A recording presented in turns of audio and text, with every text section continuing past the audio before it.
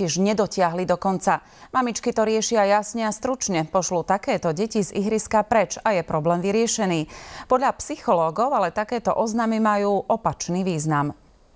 Na tomto ihrisku v Šenkviciach je zakázané sa vulgárne vyjadrovať. Tento zákaz mal slúžiť na to, aby sa zamedzilo nadávkam. Zdá sa, že to na deti neplatí. Keď sú tu také väčšie deti a tak rozprávajú, tak ich posielame preč. Ja si myslím, že táto tabuľka bude mladých ľudí len nabádať k tomu, aby behli do toho ihriska, zanadávali si, povedali pár škaredých slov dobre nahlas a zase vybehnú von. Dnešné deti v siláckych rečiach vidia akési hrdinstvo. Keď sa vulgárne vyjadruje, že si väčší frajer. Lukáš nám tvrdil, že sa vulgárne nevyjadruje, ale na rovesníkov prezradil, že sa takto rozprávajú všade.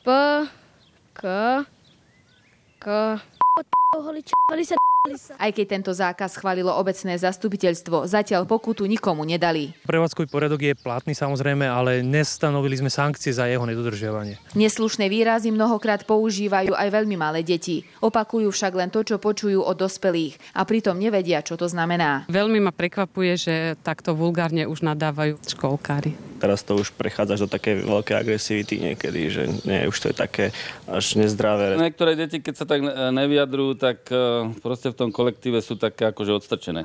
Ruslana Kurilcová, televízia Joj. Kuriózny prípad rieši zvolenská polícia. V Očovej havaroval